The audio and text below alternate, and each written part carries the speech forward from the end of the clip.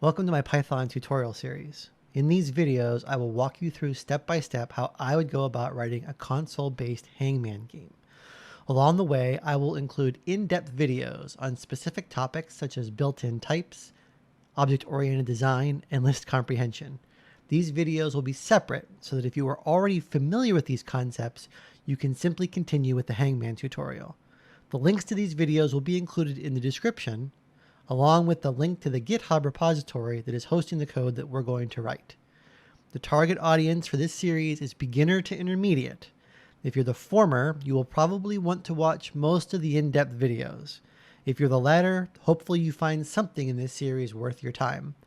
Please keep in mind that I am not presenting this information as the correct way to do things, but merely a way that has worked for me. However, I will be sure to point out anything that I view as standard practice.